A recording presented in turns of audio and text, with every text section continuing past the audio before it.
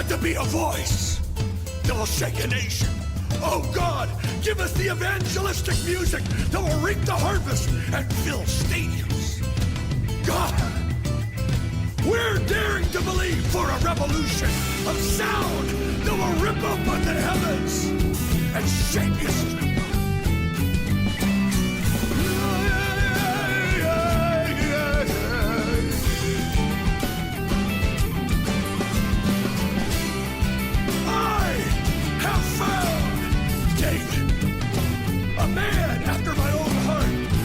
Said in the nations that God said, I have found David, a man searching, seeking, fasting for the music of heaven.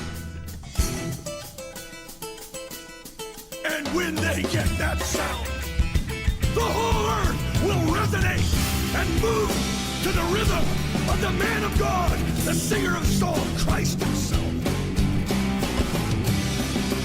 Yeah.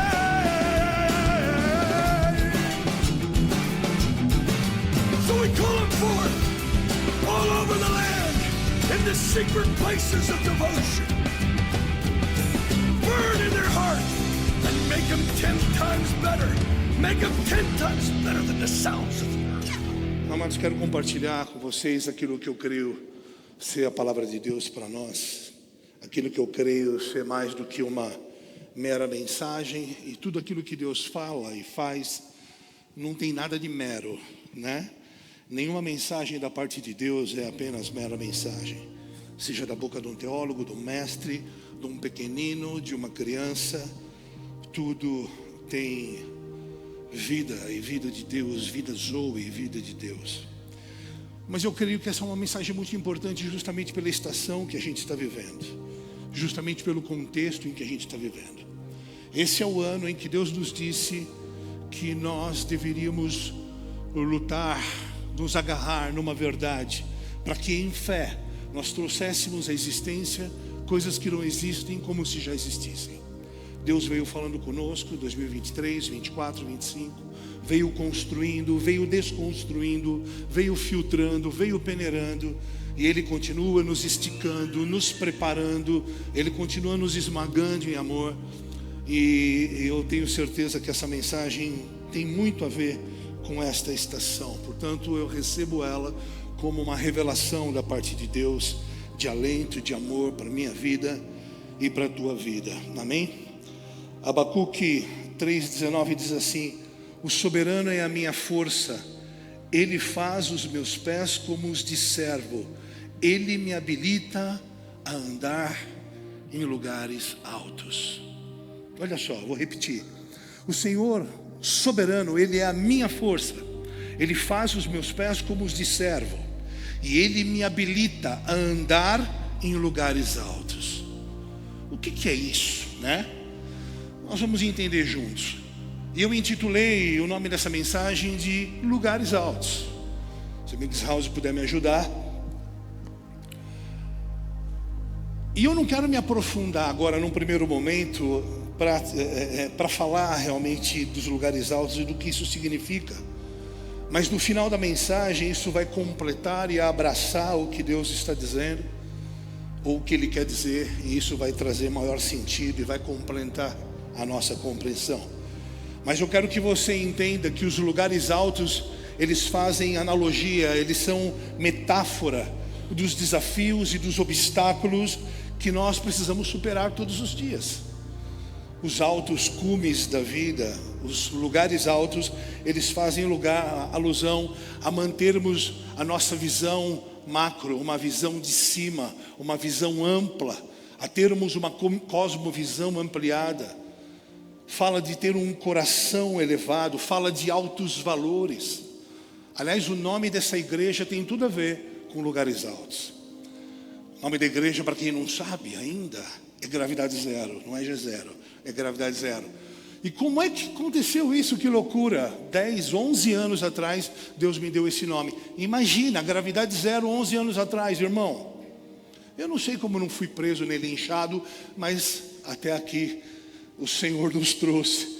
Quem era daquela época sabe que nós tínhamos tudo para ser muito criticado, mas Deus foi tão bom conosco, que na verdade nós fomos recebidos com um pioneirismo, como pioneiros. Mas como é que nasceu esse nome?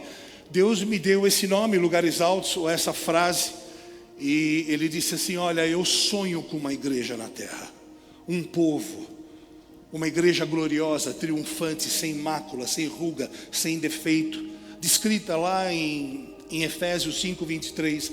E aí Ele diz assim, vá para o texto de Apocalipse, se não me engano Apocalipse 21 ou 22, e Ele me fala sobre o apóstolo João, o apóstolo do coração. E quando o apóstolo João foi arrebatado, Deus o leva ao terceiro céu, e ele diz assim: sobe aqui, olha para a Nova Jerusalém.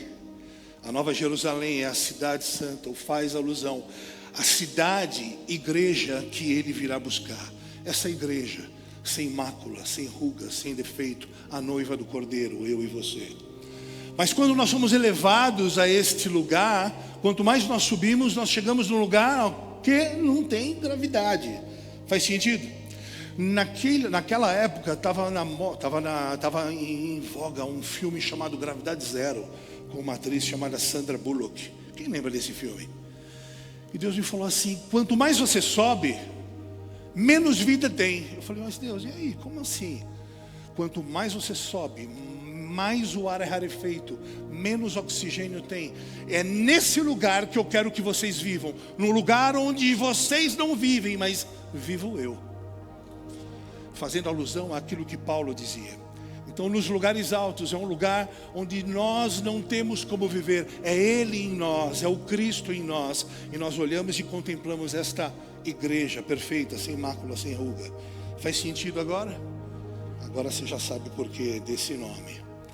Mas enfim, lugares altos então reservam essas analogias e metáforas que num sentido ou num aspecto literal a gente vai ver infindáveis textos e passagens que mostram desde lugares de adoração, altares, encontros angelicais, edificações, todo tipo de encontro celestial, todo tipo de propósito celestial se desvelando, se dando nestes lugares altos. Enfim, nos lugares altos Deus tem coisas escondidas para nós. Mas vamos orar. Fecha teus olhos, abaixa tua cabeça. Pai, obrigado por esse dia. Mais um dia em tua presença. Obrigado porque até aqui o Senhor tem nos ajudado. Ebenezer, não cansamos de dizer obrigado porque até aqui o Senhor nos trouxe. Senhor, a tua palavra é clara e diz que nós devemos pleitear as nossas causas, que nós devemos clamar, nós devemos pedir, Senhor. Mas a tua palavra também diz que nós pedimos mal e não recebemos, porque nós pedimos mal, nós não recebemos porque pedimos mal, Senhor, mas nós pleiteamos as nossas causas nesta noite. Fala conosco nesta estação, nos prepara, nos habilita, como ministros competentes de um novo pacto, nos habilita para uma obra poderosa na terra. Senhor, nos ajuda. Ouve o clamor do nosso espírito, ouve o clamor da tua igreja. Nos ajuda, Senhor, a responder bem diante de tudo aquilo que o Senhor tem falado, diante daquilo que o Senhor tem trazido para nós. Mas eu te peço, Senhor, em nome de Jesus, nós apresentamos as nossas causas e as nossas razões. Senhor, nós queremos estar habilitados e apresentamos as nossas mãos nesta noite. Fala conosco. Trazemos a nossa mente cativa à tua obediência. Fala conosco. Fala conosco. Nós oramos assim, em nome de Jesus. Amém? Glória a Deus. Vamos lá, agora nós vamos para um outro texto. Abra sua Bíblia em 2 Samuel, capítulo 3, verso 1. Eu vou ler na versão NVI. 2 Samuel, capítulo 3. Quem achou, diga achei. 2 Samuel 3:1 está escrito assim: a guerra entre as famílias de Saul e Davi durou muito tempo. Davi tornava-se cada vez mais forte, enquanto que a família de Saul se enfraquecia. Agora vou ler numa outra versão. E houve uma grande e longa guerra entre a casa de Saul e a casa de Davi. Porém, Davi ia se fortalecendo, mas os da casa de Saul iam enfraquecendo. Esse texto não tem nada a ver com lugares altos e tem tudo a ver com lugares altos, vocês vão entender lá na frente. Mas aqui nós estamos lendo um simples e único versículo que fala de uma guerra, uma longa guerra, uma dura guerra, de dois personagens clássicos, dois reis de Israel, conhecidos nós, mas talvez, e eu creio que nós não olhamos com estes olhos para a história que a gente vai ver hoje, ou analisando de uma outra ótica, este fato de que havia uma guerra entre a casa de Davi e a casa de Saul. Eram duas famílias aqui representadas, dois brasões, dois sistemas mentais, dois reinados, dois governos representativos. Presta atenção, estas duas mentalidades, ou dois governos, ou duas igrejas, veja quantos sinônimos e analogias eu estou trazendo aqui, elas estão acontecendo aqui hoje, dentro da igreja. Eram dois reinos representativos, dois reis, duas embaixadas governamentais. Saul representava um reino com os seus respectivos valores, e Davi representava um outro reino. Eram duas cosmovisões diferentes, duas perspectivas distintas, dois níveis de compreensão distintos de dois homens de Deus que serviam ao mesmo Deus. Como pode? Saul representava então este reino, um sistema religioso, e Davi o outro. E eles eram antagônicos, contrários. Agora vamos avançar um pouquinho no tempo de Jesus para nos ajudar a entender um pouco como se dá a chegada de um reino ou de um governo, o que acontece com a implementação de um novo governo. Por quê? Porque Jesus veio implementar um reino, sim ou não? E ele disse assim, olha, o meu reino não é deste mundo. E o meu reino, lá em Lucas 17:20, diz assim, o meu reino não virá de maneira visível. É um reino invisível, um reino que não se pode tocar, um reino intangível.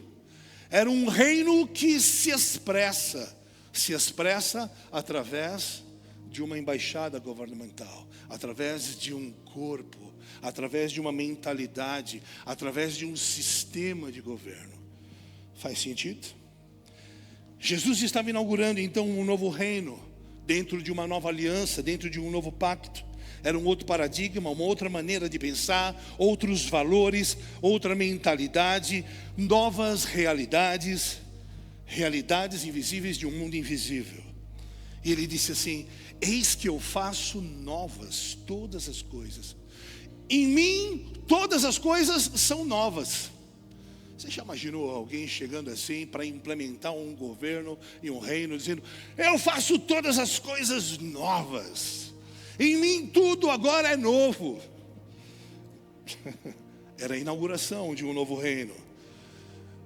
E era a destruição de velhos paradigmas, velhas maneiras de pensar.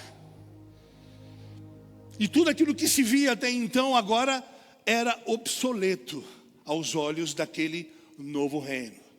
Tanto é que ontem a gente falava um pouquinho sobre o sábado. E no antigo governo, no velho paradigma, o sábado era algo para se guardar. Mas então chega esse novo rei e ele quebra aquele conceito. E ele fere o sábado, porque eram outros valores, outros paradigmas. Quem está entendendo? Era um novo rei chegando. Um novo jeito de pensar, viver e existir. E Jesus disse assim, eu não vim trazer paz, eu vim trazer espada. Uau! E desde o Éden, desde Adão, havia guerra, véu entre o homem e Deus. E havia um governo na terra, havia um principado. O príncipe deste século estava governando. Era um governo em vigência. Por quê? Porque Adão abriu mão do seu governo. Então Deus precisava mandar um segundo Adão, a fim de restabelecer um governo que era de Deus. A gente conhece essa história, sim ou não? E como é que isso se dá? Fala para o teu irmão, guerra. Não tem jeito, quando chega um governo, o que acontece é guerra. Eu quero dizer para você, irmão, irmã, que nós estamos em guerra. E vocês vão entender. Agora mesmo existe uma guerra, uma colisão entre dois reis que querem o controle do teu e do meu coração. Existe agora dois governos, dois paradigmas, duas mentalidades, dois governos que querem o governo da tua vida. Um antagônico ao outro. Faz sentido? Vamos lá, vamos ver o que está escrito em João 18, 36. Abra lá. Respondeu Jesus: o meu reino não é deste mundo, porque se o meu reino fosse deste mundo, pelejariam os meus servos para que eu não fosse entregue aos judeus. Mas agora o meu reino não é daqui. Veja, Jesus estava trazendo uma nova leitura. Que reino é esse, Jesus? Como assim, um reino invisível? Que perspectiva é essa? A gente não está entendendo nada. E como nós podemos hoje ter uma leitura correta destes dois reinos que existem no mundo espiritual, que estão em conflito, em colisão, querendo a minha e a tua atenção, querendo o meu e o teu coração? Como discernir isso? E Jesus tinha uma forma toda particular de se mover, porque ele falava com parábolas, ele falava de maneira que, em muitos momentos, que ninguém entendia nada.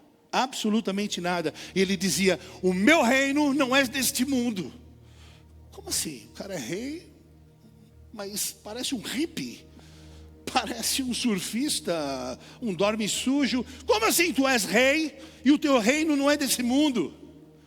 Mas por onde ele passava, havia uma aura, havia um espírito, havia algo invisível, poderoso, intangível, que virava tudo do avesso.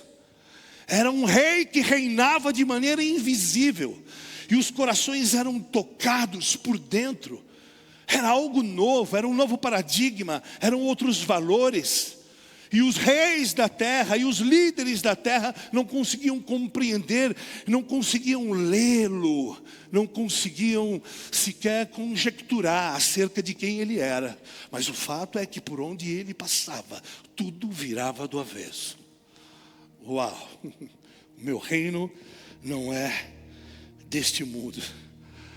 E ele diz assim: olha, eu vim para os meus, mas os meus não me receberam. Quero dizer uma coisa para vocês, amados, que existe um Deus que veio para mim e para você, e nós corremos o risco de ainda hoje não recebê-lo. Porque estes paradigmas, estes reis, eles estão aqui hoje. Eles estão aqui.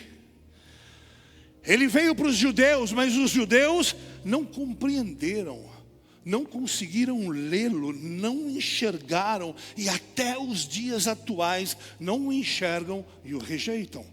Nós falamos sobre isso ontem também, com outras palavras. Por quê?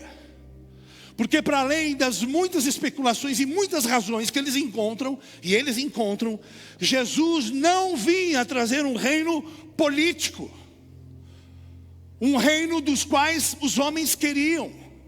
E talvez eu e você estejamos aqui na mesma condição.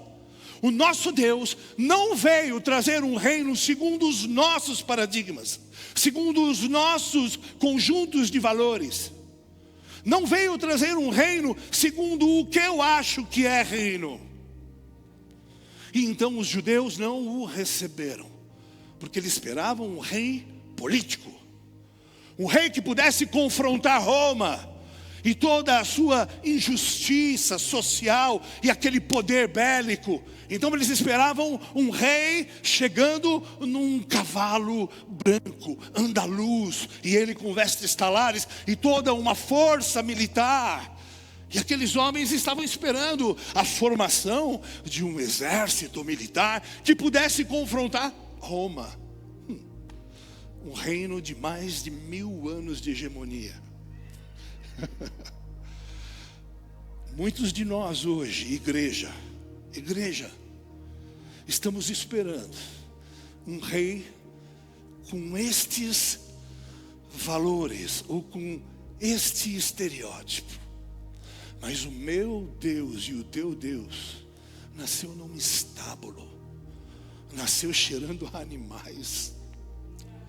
E Ele tem um poder imensurável, e por isso Ele faz todas as coisas novas, porque Ele é uma quebra de paradigma ambulante.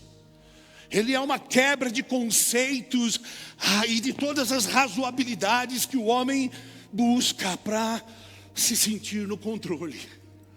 O que na verdade nós queremos é ter o controle desse Deus controlável. Um Deus que esteja dentro do nosso raio de ação e na nossa capacidade de manipulá-lo. Quem está aqui? Aquele rei dos judeus não entregou para os judeus os resultados segundo os balizadores humanos da época. Ele não cumpriu as expectativas do povo. Quanta gente continua frustrada dentro da igreja nacional e no mundo hoje, porque tem sido frustrados em suas expectativas. Porque as suas expectativas estão desalinhadas com a vontade de um pai que te ama, mas que é simples, mas que talvez não tenha os mesmos valores que você tem. E aqui entra o início das nossas reflexões acerca de quem é de fato o nosso rei. Quem reina sobre nós? E guardadas as devidas proporções, quantos hoje dentro da igreja estão tentando controlar um Deus soberano? Ele não carregava esse estereótipo do rei terreno. Ele era o homem, segundo Isaías 53, do qual os homens viravam o rosto. Você já imaginou isso? Eu, quando era novo na fé, quando eu li essa passagem, eu chorei tanto. Você já foi rejeitado, irmão? Você já imaginou você chegando no lugar e as pessoas virarem o rosto? Ele era Deus. Deus. Os judeus queriam um rei segundo a sua concepção terrena de um rei. Eles estavam esperando esta concepção de um rei que pudesse estabelecer um novo establishment, um novo tempo, um novo reino.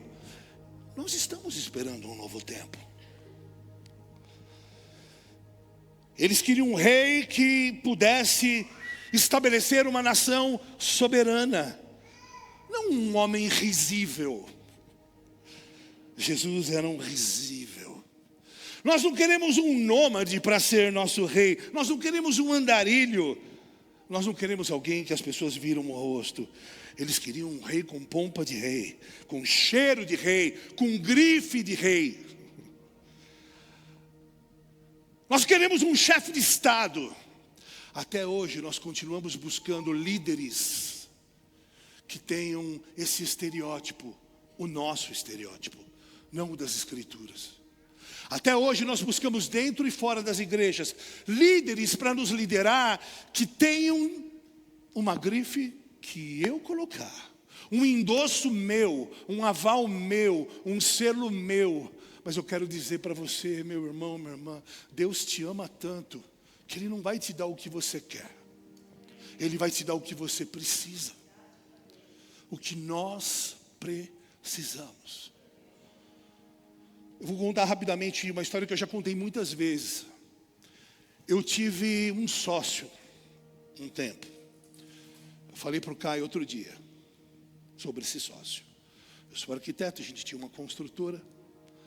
E esse cara era muito capaz. Ele era um homem muito capaz. Uma força de trabalho tremenda. Tremenda. Ele conseguia ser maior do que eu.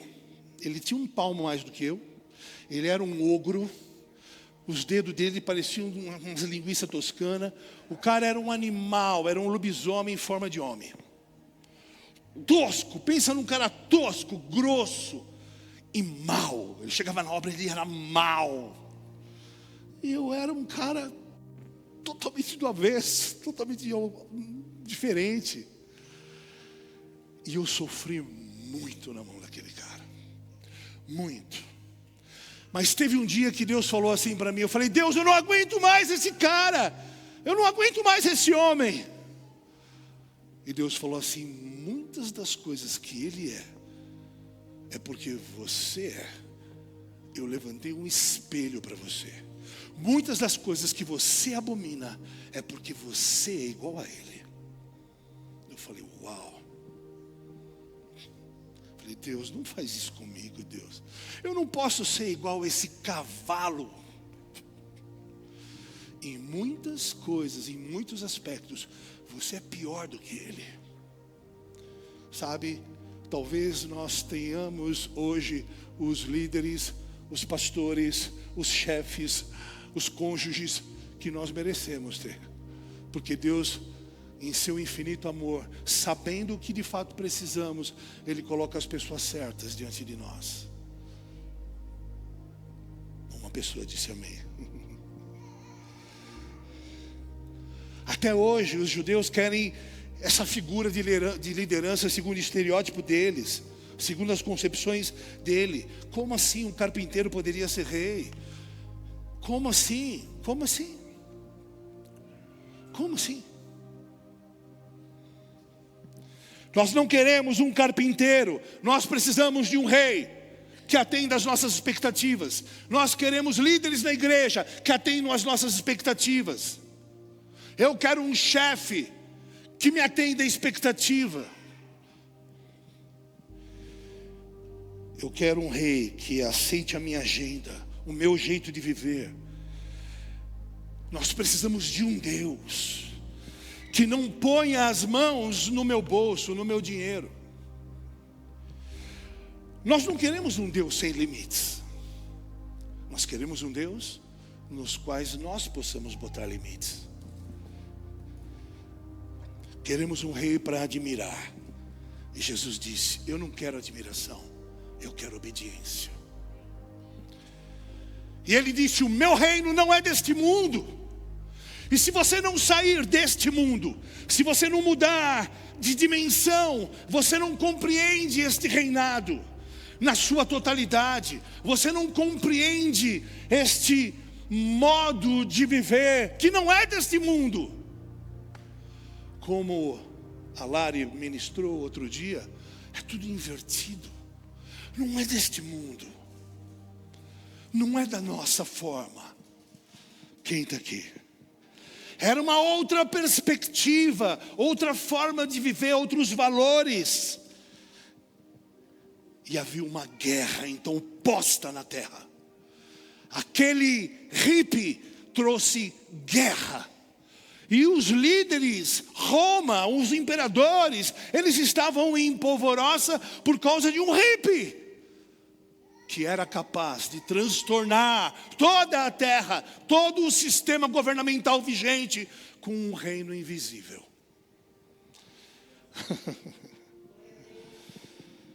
Mas vamos voltar para a nossa perspectiva inicial. Havia uma guerra no mundo espiritual como havia lá entre a casa de Davi e Saul. Havia uma guerra espiritual quando Jesus implementou seu reino. E há uma guerra espiritual acontecendo aqui agora. Duas casas representativas, Saul e Davi. Duas igrejas. Duas mentalidades, duas formas de agir. Dois corações. Dois conjuntos de valores. Duas perspectivas distintas, duas unções, duas maneiras de se portar. Quem está entendendo? É uma dicotomia que está acontecendo aqui. Duas naturezas. uma natureza celestial e uma natureza terrena, uma natureza escolhida por Deus e uma natureza levantada por homens. Isso está acontecendo aqui agora.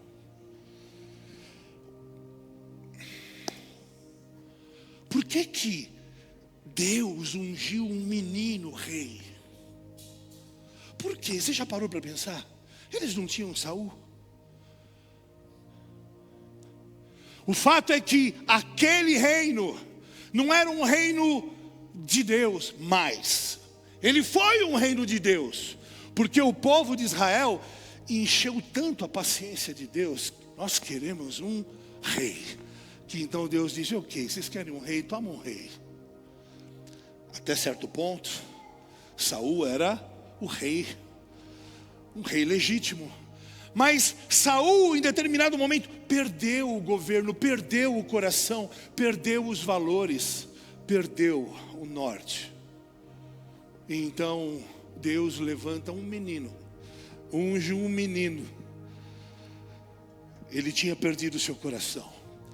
Ele tinha perdido um coração disposto a obedecer Saul. Saul, ao longo do tempo, rapidamente perdeu um coração adorador. Perdeu a nobreza do rei. Há algo importante a se destacar na maneira como ambos são ungidos. Porque a maneira como ambos são ungidos faz alusão a uma realidade espiritual. Porque por trás da maneira como ambos são ungidos, mostra também a natureza pelos quais os dois foram ungidos e os resultados que estariam diante de nós da maneira que eles foram ungidos. Um foi ungido com azeite, mas com um vaso, Saul. Mas Davi não, Davi foi ungido com um chifre, com óleo de azeite de um chifre animal. Era diferente. Qual é a diferença? Saul foi ungido por um vaso feito por mãos de homens. Isso representa a escolha do homem, o desejo do homem. Davi foi ungido com um chifre de animal, algo feito por Deus. E isso representa a escolha de Deus. Agora, vamos aprofundar um pouco mais isso. Esses dois reinos, essas duas mentalidades, na verdade, tinham o mesmo Deus. E eles representam duas maneiras de servir a Deus. E aí a gente começa a chamar para nós e extrair princípios práticos para nós. Aqui nós vemos dois reis antagônicos e duas maneiras de amar a Deus, de servir a Deus. Duas maneiras de se dizer de Deus, sei lá, falar tanta coisa. E eles estavam em guerra.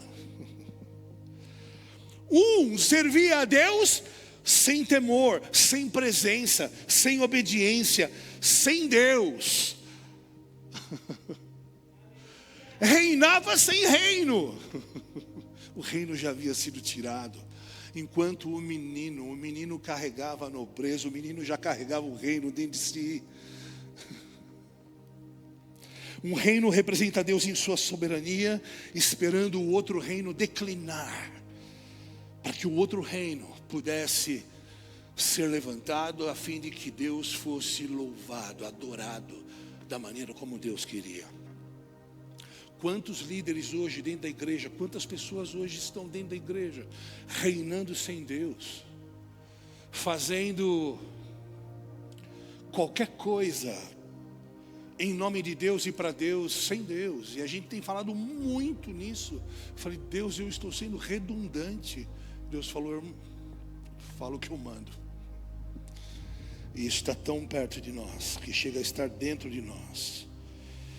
Porque representa duas maneiras de servir a Deus. Simples assim. Fala para o teu irmão: não dorme. Em Lucas 4,18, Jesus diz assim: o Espírito do Senhor está sobre mim, pelo que Ele me ungiu. Jesus não foi ungido por um sistema. Jesus foi ungido pelo próprio Deus. Por isso Ele foi rejeitado. Meu irmão, quando você não é avalizado, quando você não se dobra ao sistema, sabe o que o sistema faz? O sistema te rejeita. O sistema te cancela. Saul representa um desses sistemas. E durante 40 anos do seu reinado, 40 anos do seu reinado, diz a palavra que ele nunca buscou a arca da aliança. Em outras palavras, Saul não se importava tanto assim com a presença. E há pouco tempo atrás nós falávamos sobre esse povo do qual nós fazemos parte, que perdeu a fome pela presença. Porque agora a nossa preocupação é a estrutura, são os hypes. Agora a nossa preocupação é apagar incêndio dentro da igreja, porque tem gente dentro da igreja que quer fazer a obra de Deus sem Deus, que não teme a Deus, que não tem valores de Deus. Quem está aqui?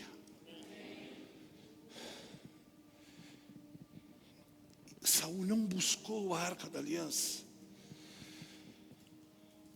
Por quê? Porque ele representava essa perspectiva política. Um reino segundo aquilo que nós queremos, precisamos.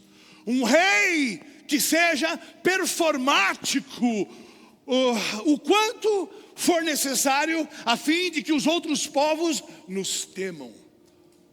Um rei hypado.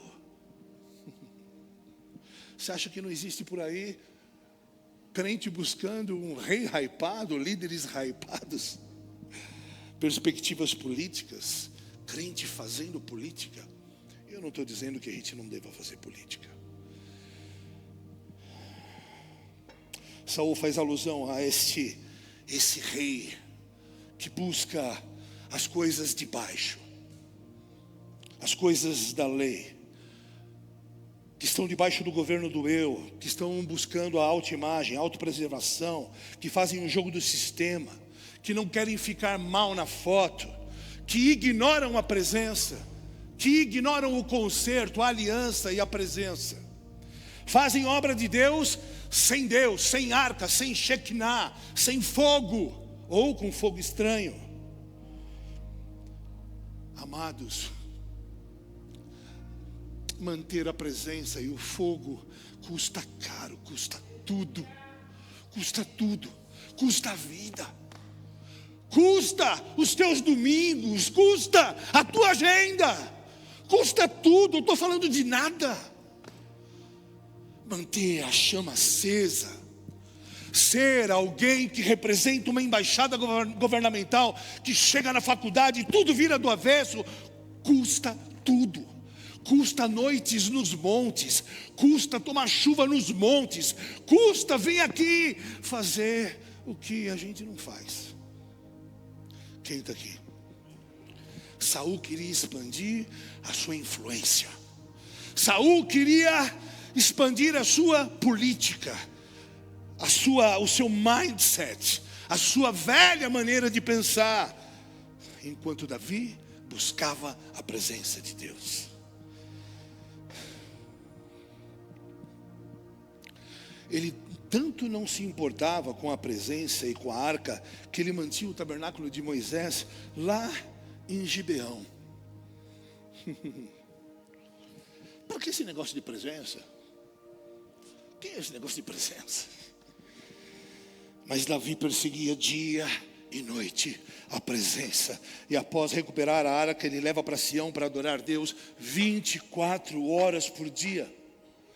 É bem diferente, sim ou não? Duas mentalidades, duas casas governamentais. Esses dois sistemas religiosos operam ao mesmo tempo, e assim como era ontem, é hoje. O que Deus quer dizer com isso, meu irmão, minha irmã? Ou nós nos encaixamos em um sistema, ou nós nos encaixamos em outro. Mas eu quero te dizer uma coisa: os dois sistemas não podem coexistir. Eles existem, mas eles não conseguem coexistir. A Bíblia diz que Davi amava a Saul. Ele amava a Saul e chamava Saul de pai. Teve nas suas mãos o poder de ter a vida de Saul. Mas ele não matou Saul. E de repente, como prova de que esses sistemas, estas duas maneiras de pensar antagônicas, estes dois corações, estas duas escolas, veja quantos sinônimos você pode encontrar para essas analogias, para essa dicotomia, que elas não podem coexistir, é que Saul, de repente, do nada, passou a odiar Davi. Agora eu odeio Davi. Do nada, agora eu odeio Davi.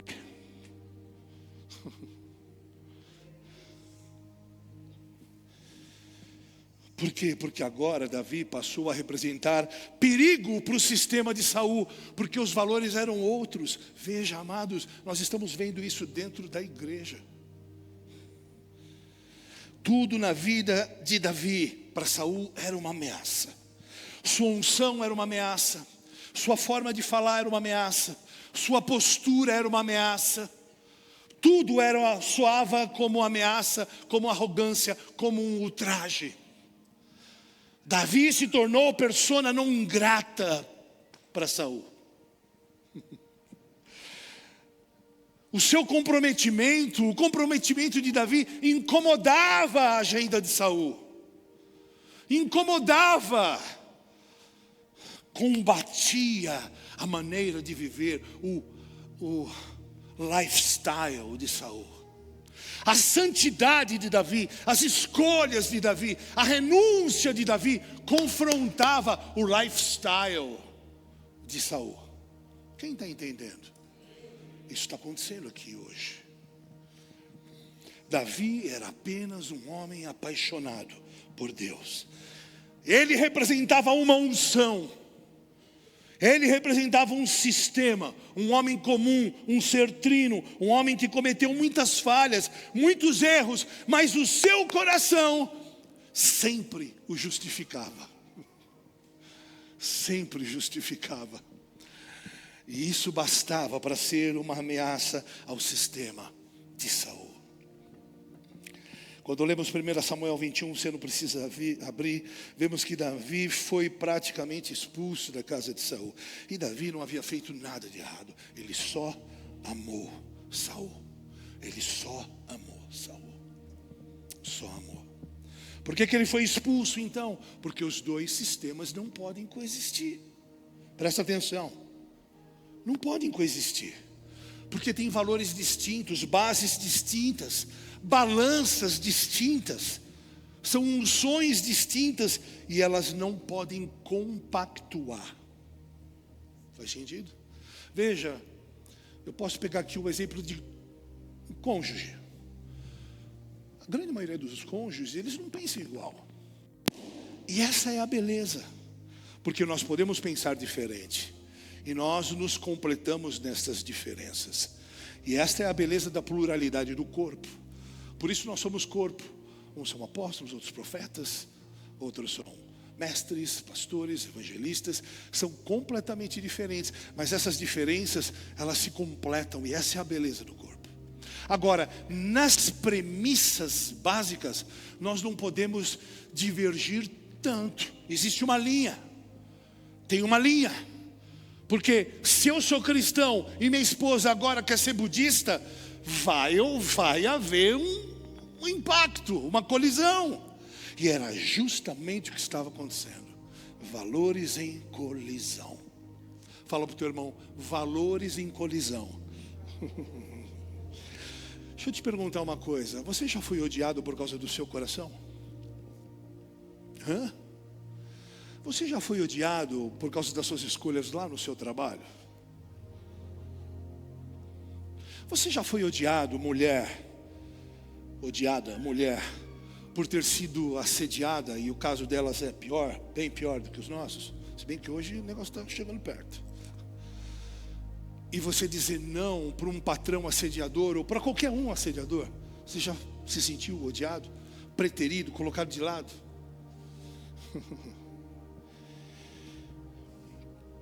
Eu não sei se você já foi perseguido por isso, mas eu vou orar a Deus para que você seja perseguido.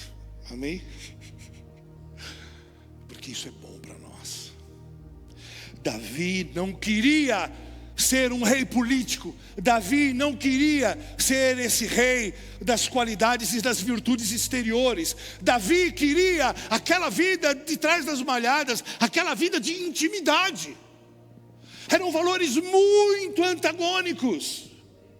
Muito antagônicos. Hoje nós vemos dentro desta embaixada governamental, Roma e outros sistemas se opondo ao sistema puro de Deus, querendo implementar sobre líderes puros, honestos, corretos, uma agenda marxista, cheia de ideologias. Querem que as igrejas sejam sindicalistas, cheias de concessões.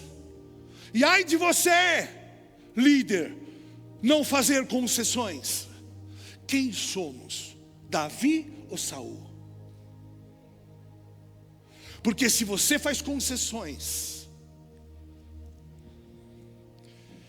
Saul representa o estereótipo popular do rei popularesco, do rei da média, que joga para a galera, que prega para a galera.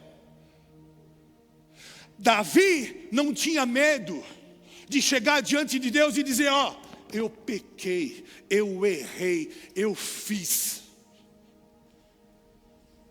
Porque ele não estava preocupado com a imagem. Dois reinos, debaixo de um mesmo Deus. Dois reis contemporâneos, pai e filho, no mesmo ambiente. Um não conseguia conviver com o outro, porque um amava a presença e o outro amava a si próprio. O véu que separava, sabe, amados, o santo lugar foi rasgado em Cristo. Aquele lugar era um lugar provisório, e o véu era um apontamento profético para esse Deus que não está mais em uma sala. Ele está agora dentro, Ele está no nosso coração. Não há mais véu que nos separe, não há mais nada que nos impeça de viver a presença, porque a presença não está numa sala, a presença está dentro de nós. O véu foi rasgado. O véu foi rasgado. Por isso há uma urgência em meu espírito e em meu coração para a gente de fato mudar de jurisdição, a fim de que a gente não fique a vida inteira atrás do véu.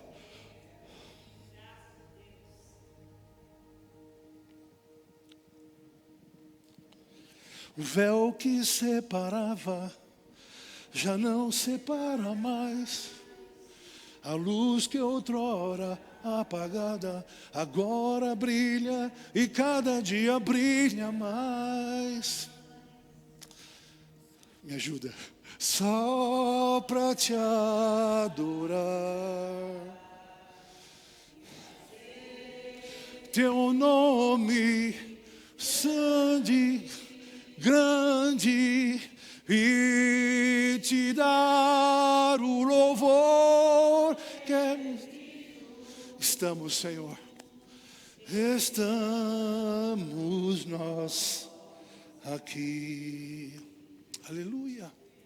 Não há mais véu, não há mais véu, não há mais véu. Você pode ler para mim? Põe na tela para mim, filho, rápido. Hebreus 10, versículo 19. Nós vamos ler até o 25. Põe a versão que você quiser. Se tiver NAA, eu agradeço. Hebreus 10, de 19 a 25. Portanto, meus irmãos, tendo ousadia para entrar no santuário pelo sangue de Jesus. Aqui eu lembro de outra canção. Quem lembra aquela canção?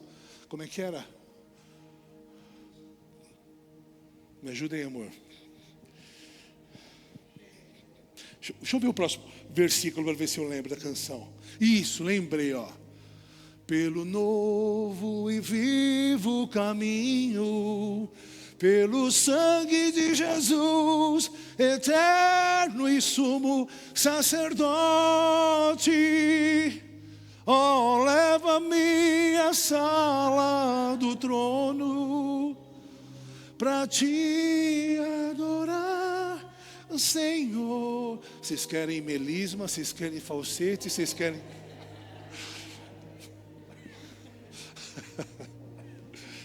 Ai, Senhor, que coisa mais linda. Ele amava a presença. Ele amava a presença. Ele desejava a presença. Ele vivia pela presença. Ele foi um rei, Davi, que cometeu equívocos imensos, que muito provavelmente 99% de nós não vai cometer, em nome de Jesus. Tipo adultério. No entanto, o coração o colocava numa outra categoria, numa nova classe de homens, porque ele era pré-figura do Cristo. Ele era o apontamento profético destes homens aqui, destes homens que agora estão sem véu. Quem está aqui se alegra com isso? Aleluia. Havia uma colisão necessária. Era necessário uma colisão para remover o véu, para remover um reino velho, velhos paradigmas. Era necessário uma colisão. Dois sistemas diferentes não podem coexistir. Não pode viver no mesmo ambiente, obediência e desobediência, santidade e pecado. Não pode. Simples assim. Não pode.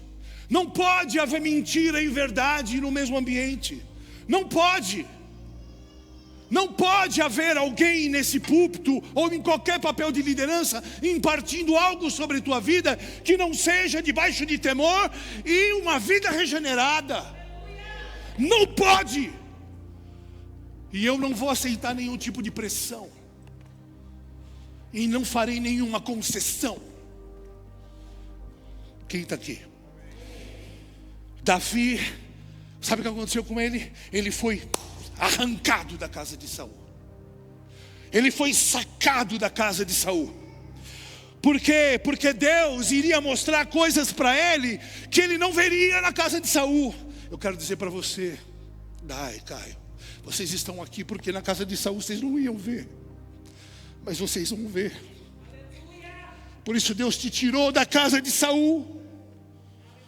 Deus te tirou, irmão, da casa de Saul. Deus está nos tirando da casa de Saul, de um sistema velho e obsoleto, de obediência e manipulação, de religião, para viver num ambiente simples, comunitário, de gente pura, que só quer a presença. E nós seremos cobrados disso, nós seremos provados nisso, a começar por mim. Ele nunca viveria aquilo lá. Então Deus o saca. Sabe, amados, eu não quero aqui que você fique aqui pensando e cometa o equívoco de ficar pensando em outros lugares. Ali é o sistema de Saul. Não, nós não vamos cometer os mesmos equívocos, porque amanhã nós podemos ser nós esse sistema. Mas o fato é que Jesus está falando de um sistema em operação hoje dentro da igreja. Não fique imaginando isso lá. Fique se colocando fora desse ambiente, dessa geografia. Quem está aqui? Deus está levantando uma igreja forte, gloriosa e triunfante. Uma igreja sem mácula, sem ruga, sem defeitos. Uma igreja de gente que já morreu para si. Uma igreja de gente inteira e não parcial. Gente que ama. Sabe, Saul representava um sistema e uma perspectiva religiosa, de uma ideologia sensual. E às vezes até uma teologia sensual. Ouça no YouTube uma mensagem minha chamada Sensualidade Gospel. Os collabs, as trocas de púlpito para fazer média uns com os outros. Saul representava essa mentalidade carnal dentro da igreja. Representa essa teologia sensorial, porque não é espiritual, não está na dimensão do espírito. Então ela atua nos 5 sentidos. Ela é almática, performática. Ela precisa de um selo e de um aval humano. Então ela precisa de toque, ela precisa de fazer média, ela precisa fazer carinho e afago na tua alma. Quando Deus diz, eu não vim para ser admirado, eu vim porque eu quero obediência, porque eu quero levar vocês para os altos lugares, lugares de altos valores. Ele quer nos arrancar do valado, do lugar comum. Esse sistema de Saul não forma homens de verdade. Não forma. É como a casa de Amaleque. Odeia a ordem celestial, odeia a obediência, odeia tudo que é liderança. O sistema de Saul, que ama a visibilidade, ele zomba da unção do puro. Sabe por quê? Porque ele não consegue ver pureza. O sistema de Saul é tão crítico, tão ácido, é uma engrenagem tão apertada, que se o Espírito Santo não estiver lá, eles nem percebem. Eu estou falando da igreja, irmãos. Talvez você um dia tenha feito parte desse sistema, e você se esforçou para se encaixar, mas a sua fome, a sua integridade, a sua paixão por Deus te tornou uma ameaça. Então Deus vai e te remove de lá. Aleluia. Por isso você está aqui, Thaís. Presta atenção, vamos ler, vamos tentar ir mais rápido. 1 Samuel 21, de 1 a 6. 1 Samuel 21, de 1 a 6, está escrito assim: Davi vai falar com o sacerdote Aimeleque, em Nobe. Aimeleque tremia quando se encontrou com ele e perguntou: por que você está sozinho? Ninguém veio com você? Respondeu Davi: o rei me carregou de uma certa missão e me disse: ninguém deve saber coisa alguma sobre sua missão e sobre as suas instruções. E eu ordenei aos meus soldados que se encontrassem comigo num certo lugar. Agora então, o que você pode me oferecer? Dê-me 5 pães ou algo que tiver. O sacerdote, contudo, respondeu a Davi: não tenho pão comum. Repete comigo: não tenho pão comum. Repete comigo: não tenho pão comum. Não tenho pão comum, eu só tenho pão consagrado. Se os soldados não tiverem relações com mulheres recentemente, podem comê-lo. Davi respondeu: certamente que não. Conforme o nosso costume. Olha só o costume, olha só o padrão de Davi. Os homens iam para as batalhas sem ter tido relações prévias com suas esposas. Conforme o nosso costume, sempre que saem em campanha, não tocamos em mulher. Esses homens mantêm o corpo puro, mesmo em missões comuns. Quanto mais hoje. Então o sacerdote lhe deu os pães consagrados, visto que não havia outro além do pão da presença. Repete comigo: pão da presença. Que pão era esse? Era o pão da presença.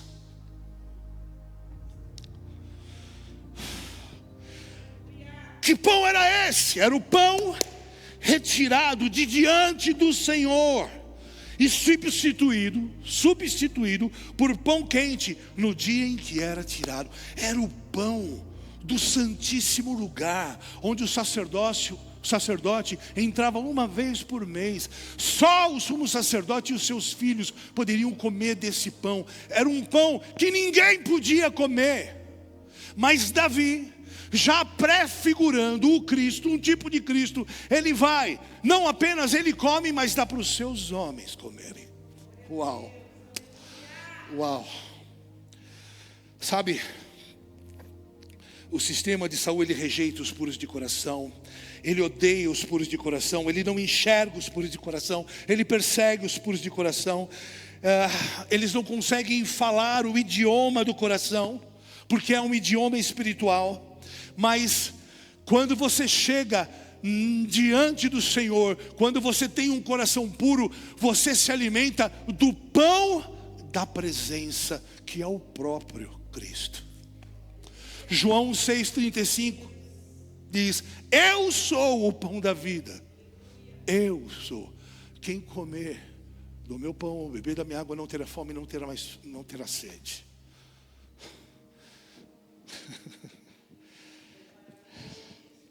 Uau.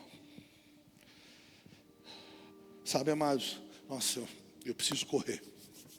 Senão vou ter que dividir essa mensagem em dois. Vocês não querem isso, ou querem? Vamos orando. Sabe, amados, às vezes a gente não entende o porquê das colisões da vida. Por um momento a gente não sabe o porquê de tanta perseguição. Às vezes a gente não entende porquê tanto revés, tanta colisão, tanta perseguição, tanto ódio sem causa, tanto nhenhenhen, tanta coisinha, tanta vulnerabilidade, tanta, sabe, eu não sei nem adjetivar.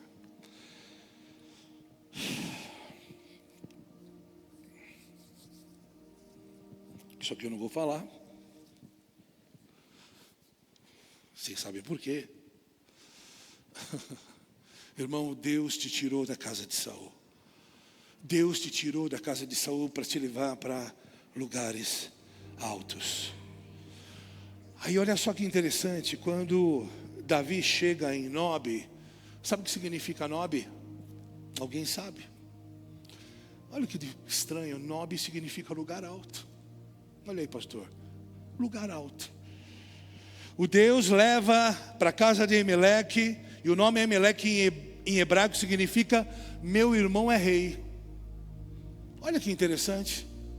Deus tira ele da casa de Saul, leva ele para Nob, um lugar alto, para ficar com um rei agora que é o seu irmão, ou Aimeleque, que significa meu irmão é rei.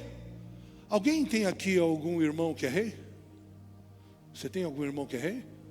Sem ser o irmão que está do teu lado, porque a Bíblia diz que você em Isaías 61 é rei e sacerdote. Mas aquele tal de Jesus Cristo é teu irmão? Então vou repetir a pergunta. Você tem algum irmão que é rei? Olha que interessante isso aqui. Então você é sacado da casa de Saul, é levado para um lugar alto, e aí você é encontrado por um homem que Deus estabeleceu lá, Aimeleque, que significa meu irmão é rei.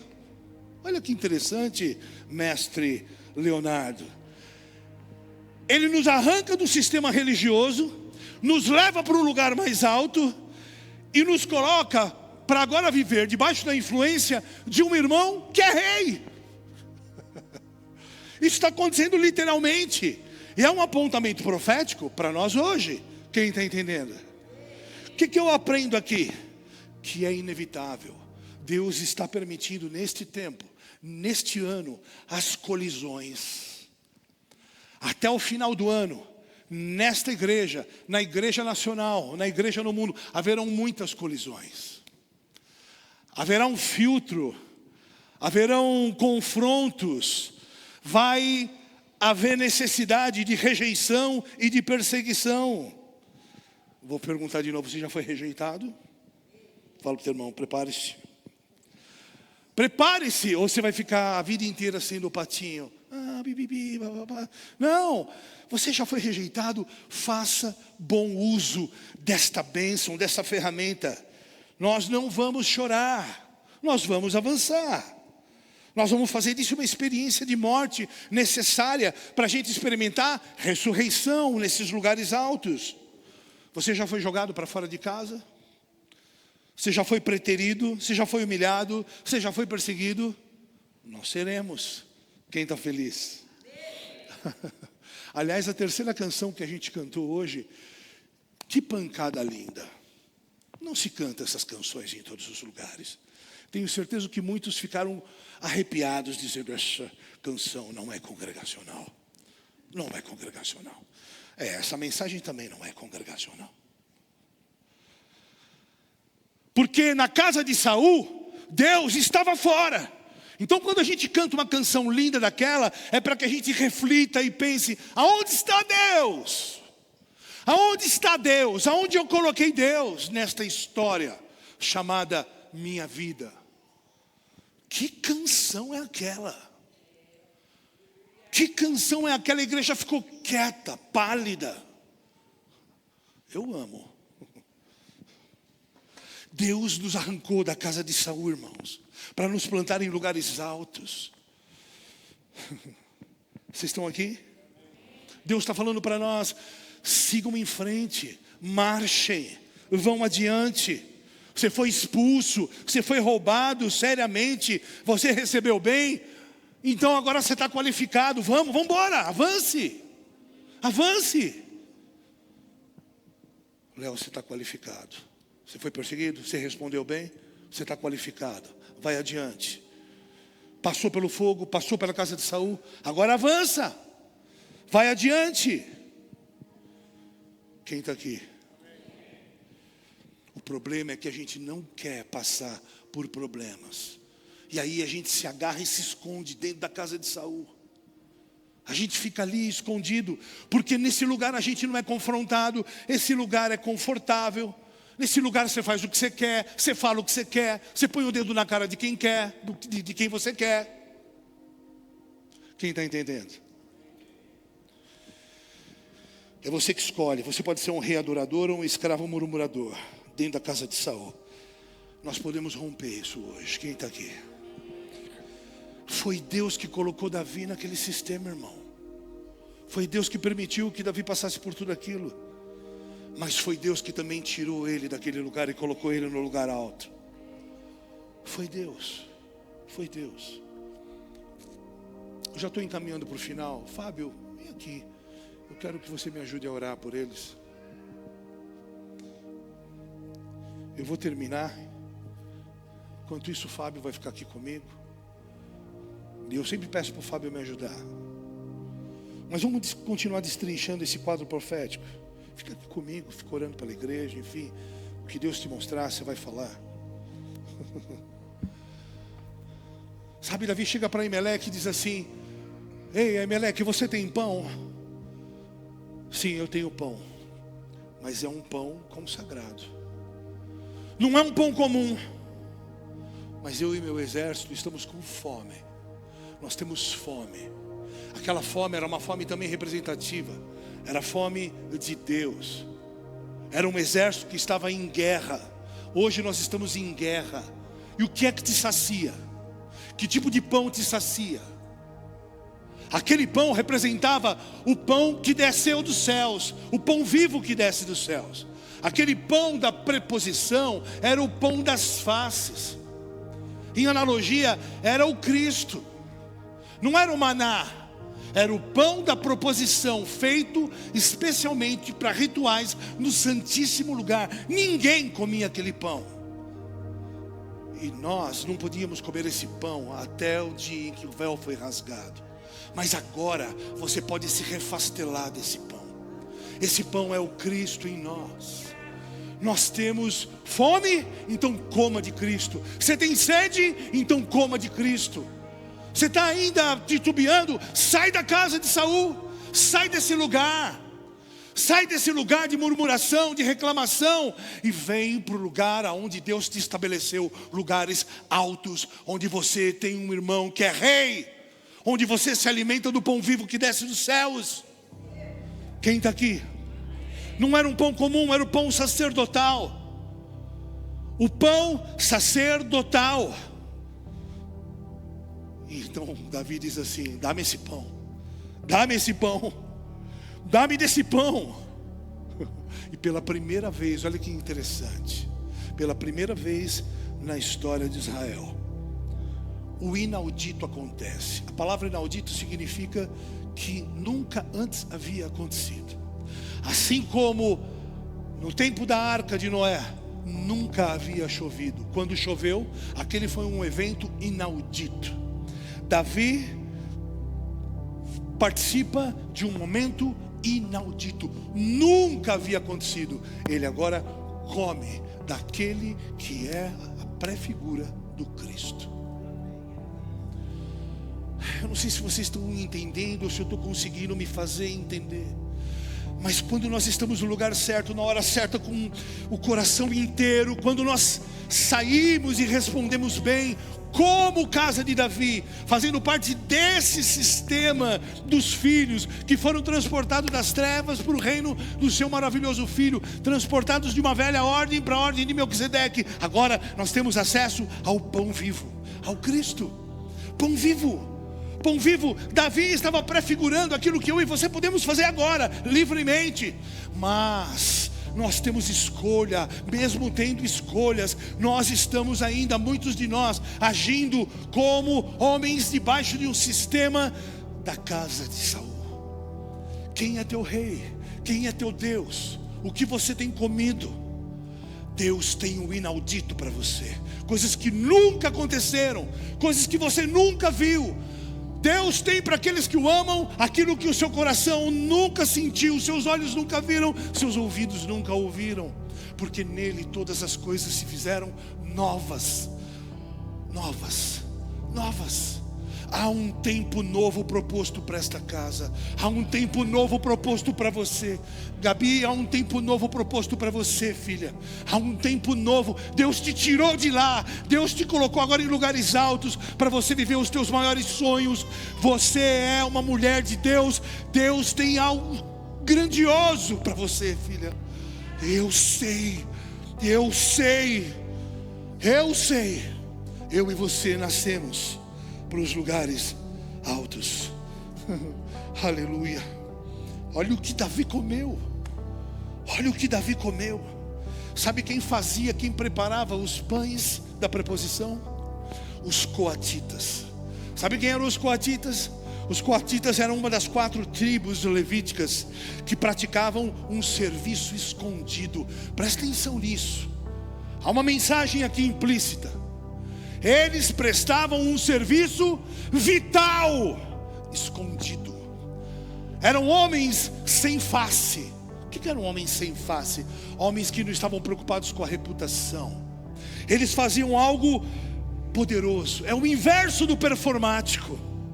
Serviam sem aparecer, anônimos, sem reconhecimento. Não buscavam glória própria. Alegoricamente eram homens sem face. Homens que não tinham destaque. Vou repetir. Homens que não tinham destaque, mas carregavam o peso do sagrado. Aleluia. Esse pão é para você, Fábio. Esse pão é para você, Gabi. Esse pão é para você, filha. Esse pão é para você, Vitor. Esse pão é para você, filho. Esse pão é para você. Esse pão é para você. Mas nós precisamos escolher que rei servimos. Existem 2 governos agora lutando pelo nosso coração. 2 embaixadas governamentais lutando pelo nosso coração. A quem respondemos? A quem respondemos?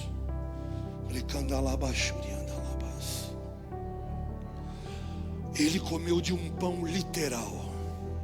Ele pegou na mão, aqueles homens pegaram na mão o pão da vida, o pão vivo que desce dos céus. O que significa Belém? Casa de pães.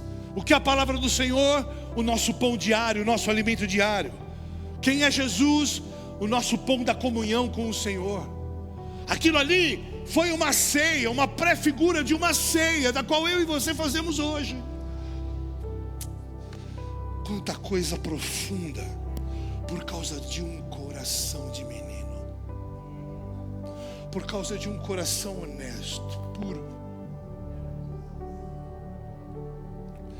Deus te fez para os lugares altos, um lugar de novas realidades, novos paradigmas, um lugar onde o seu irmão Jesus é rei, e Ele reina sobre todas as coisas, lugar onde você tem acesso a qualquer momento do pão vivo que é o próprio Cristo. E agora Ele diz assim para nós, como Ele disse para os seus, o seu exército: vai lá, dá-lhes de comer. Dá-lhes de comer agora. Prefigurando aquele exército, eu quero dizer para vocês agora, vocês que têm o pão vivo que desce dos céus, deem de comer. Saiam pelas ruas, saiam pela cidade, deem de comer. Porque eu creio que vocês fizeram as escolhas certas, e eu sei que vocês estão debaixo de um governo real. Então agora, deem de comer. Deem de comer. Espalhem os pães. Sabe quem são os pães? Eu e você, porque Ele nos habita. Deem de comer. Abram as suas bocas. Abram as suas bocas no trabalho, no posto de gasolina, no açougue. Deem de comer, deem de comer, deem de comer, deem de comer. Você foi perseguido, caluniado, ótimo, glória a Deus. Nós tomamos partido disso. Agora é uma nova estação. Deem de comer, deem de comer, deem de comer. Você é abençoado. Te chamaram de ladrão, te chamaram de safada, te chamaram de pilantra. Agora você é casa sacerdotal. Deem de comer, deem de comer. Acham que você parece um carpinteirinho. Você não é ninguém. Não, eu não sou ninguém. Mas o meu pai, o meu irmão é rei. O meu irmão é rei. O meu irmão é rei. O meu irmão é rei. Thaís, o teu irmão é rei, filha. Estou falando muito com a Thaís porque a Thaís chegou agora. Ela é nova na fé. É uma moça jovem. Olha só que interessante, eu estou finalizando, eu vou passar para o Fábio. Em 1 Samuel 21, 8 e 9, Davi começa a falar com Aimeleque, aquele que tem o nome, meu irmão é rei. Que nome sugestivo. Já sei que nome eu vou dar para o meu filho, para o meu neto, né? Para o meu filho, não. Aimeleque. Caião, olha o nome para o teu filho, Aimeleque. Jesus. Davi falou assim para Aimeleque: você tem uma lança ou uma espada aqui? Eu não trouxe minha espada, nem qualquer outra arma, pois o rei exigiu urgência. O sacerdote respondeu: a espada de Golias. A espada de Golias, o filisteu que você matou no vale de Elá, está enrolada num pano atrás do colete sacerdotal. Se quiser, pegue-a. Não há nenhuma outra espada. Davi disse: não há outra melhor. Me dá essa espada. Presta atenção, irmão. Aqui um quadro profético daqueles que não se enquadram no sistema religioso vigente, que já chegaram nesse lugar alto. Somos eu e você, amém? Dá um sorriso para o irmão e fala assim: está falando de nós. Nós não é Corinthians, mas é de nós. Veja, amados, não estou falando de se achar maior, melhor ou menor do que alguém. Deus apenas está falando de sistemas opostos. E eu quero fazer parte do sistema da casa de Davi. Nós fazemos parte desse sistema. Quem está aqui? Nós somos motivados por paixões honestas. Nós somos motivados por uma vida de total e absoluta renúncia. Nós somos motivados por aquele que nos amou primeiro. Essa é a nossa vida. Não é mera motivação. Essa é a razão do ser. Quem está aqui comigo? Aleluia. Aleluia. Eu acho que vai acabar, mas não acaba. Vai acabar, mas não acaba. Está ficando bom. Como é que você fala, Fabio? Como é que é? Está apertando aí? Aleluia. Deus tem um pão para nós nesta noite. Algo poderoso. E quando você come desse pão, meu irmão, você não se satisfaz mais com qualquer coisa. Você não se satisfaz mais com qualquer canção. Você passa a entender uma canção daquela. Você passa a desejar palavras que te esmaguem em amor, que te confrontem, que te puxem para cima, mas que não te afagam, mas de fato te confrontam, te colocam no lugar onde a sua identidade tem poder e valor, poder para tocar o mundo. Aleluia. Não se espante, meu irmão, porque a casa de Saul rejeita estes homens como eu e você. Fique em paz. Fala para o teu irmão: você está no lugar certo. Mas eu sou muito tatuado, eu uso Vans, eu não sei o que, eu tenho cabelo moicano. Você está no lugar certo, irmão. Fala para ele, irmão: você está no lugar certo. Agora ouça isso aqui é muito importante. Oh Jesus, eu tô agitado, eu tô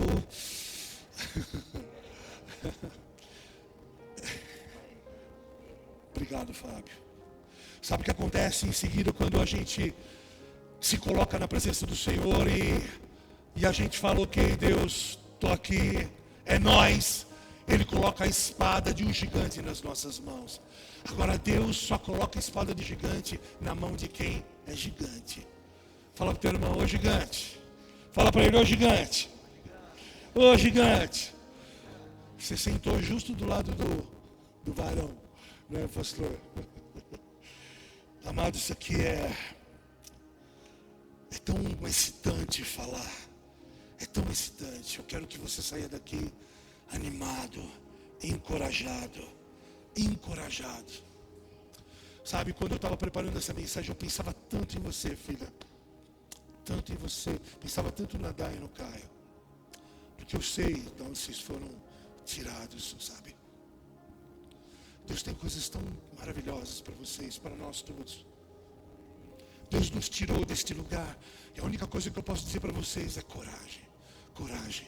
Vamos em frente. Há uma espada que matou gigante nas mãos de vocês. Vocês têm alimento de sobra para comer, se alimentar e para dar. Quem está aqui?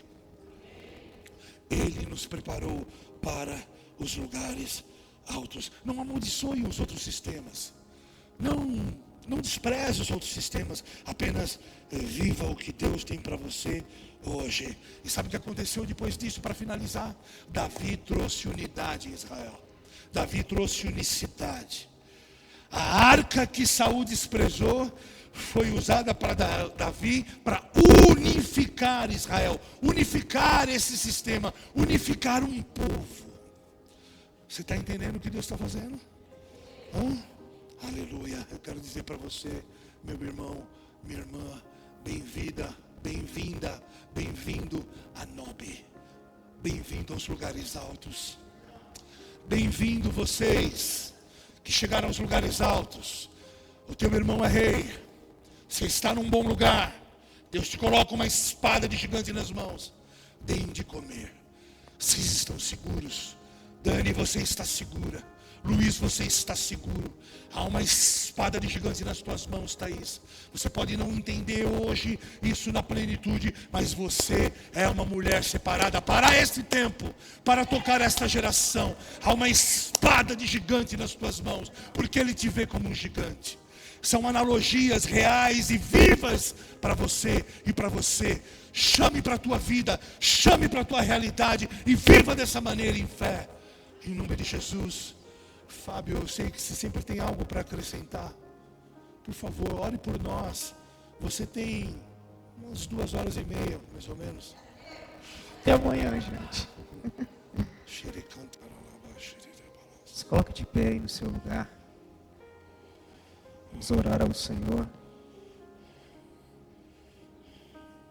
E quero compartilhar só 2 textos com vocês. E a gente já vai orar, cooperando com aquilo que o AP nos trouxe. O primeiro texto é o Evangelho de Mateus, capítulo 11, verso 12. Eu queria ler com você. Mateus 11, 12. Diz assim: desde os dias de João Batista até agora, o reino dos céus é tomado o quê, irmãos? A força. E os que usam de violência se apoderam dele. Quando a gente olha para esse texto, a gente pensa: que tipo de violência está sendo dito aqui? É um coração duro, é um coração com a mão na espada, aquele que mata o irmão, aquele que, como a primeira fase de Isaías, com aquela boca dura, arrebentando todo mundo, ai para todo mundo. E quando nós olhamos para esse texto aqui, nós percebemos algo que o profeta Isaías, e esse é o segundo texto que eu queria compartilhar e a gente orar, porque tem um princípio que a gente aprende sobre essa violência, porque a palavra diz que você precisa ser violento para acessar esse lugar, mas não é violento teu irmão. Algumas medidas que a gente chega em Deus é preciso esforço, e quando fala sobre essa violência, é uma medida de força que você precisa colocar para acessar esse lugar. Mas o que vai alimentar essa força? E é esse texto, Isaías 57, 15. E a gente vai ler e a gente vai orar. Porque a palavra tem falado sobre acessar estes lugares, os lugares altos. E olha só que Isaías 57, 15 diz: porquanto assim afirma o quê? O alto e sublime, aquele que vive para sempre, e cujo nome é o quê? Santíssimo. Você está aqui? Amém? Vamos ler junto? Mas habito também o quê? Habito aonde? Mas habito. Vamos juntos. Mas habito também com quem? Para dar o quê? Ao Espírito de quem? E novo alento ao quem? Isso aqui é um segredo espiritual. Você quer ser um violento no reino? Tenha um coração contrito. Não há nada mais violento do que um coração quebrantado. Porque um coração quebrantado tem ouvidos que ouvem e olhos que veem. Yeshua disse muitas vezes: você não vê e você não ouve, porque o seu coração é duro. Então é um convite para mim e para você. Todos os profetas que Deus levantou, eles faziam parte do problema. Eles não estavam fora. Deus não olhou ninguém perfeito e disse: porque você é perfeito eu te levanto profeta. Não, mas porque eu encontrei uma medida de coração, então eu te torno a minha voz. Deus quer fazer de mim, de você, voz essa noite, que tenhamos essa humildade, que tenhamos esse coração contrito. Por isso, feche os seus olhos aí no seu lugar, erga suas mãos onde você está. Porque o Senhor tem nos chacoalhado a cada ajuntamento dos santos, o Senhor tem nos chacoalhado. Aquilo que Ele está dizendo é: como eu vou receber essa palavra? Como eu vou receber aquilo que o Senhor derramou hoje? Como é que eu vou permitir que isso entre na minha vida, meus irmãos? Só tem uma forma: coração quebrantado, coração contrito. Senhor, nos dá humildade, Pai. Nós queremos estar humildes diante de Ti, não altivos, porque a Tua palavra diz que o Senhor rejeita, Senhor. O Senhor rejeita os orgulhosos. A Tua palavra diz que o Senhor se opõe aos orgulhosos. Nós não queremos estar diante do Senhor com orgulho. Nos colocamos, Senhor, como parte do problema em humildade, Senhor, nos cura. Trabalha no nosso coração. Será que você pode dizer para o Senhor aí no seu lugar: Senhor, trabalha no meu coração, Senhor. Senhor, eu quero ter ouvidos que ouvem, eu quero ter olhos que veem. E eu sei, Senhor, que o meu coração precisa ser trabalhado para isso. Nós, Senhor, é sobre nós. É sobre nós, sobre a Tua igreja que o Senhor está falando, Senhor. Por isso nós nos colocamos diante de Ti, pedindo: Senhor, troca o nosso coração de pedra para um coração de carne, Senhor. Troca a nossa essência, troca o nosso DNA. Senhor, troca as palavras da nossa boca, troca, Senhor, a nossa forma de pensar, Senhor amado, que vem por meio do orgulho, da ofensa, Senhor. Não, Senhor, nós nos abandonamos para que o Senhor venha nos encontrar. Diga isso para o Senhor, meu irmão. Diga isso para o Senhor, minha irmã. Me encontre nessa noite.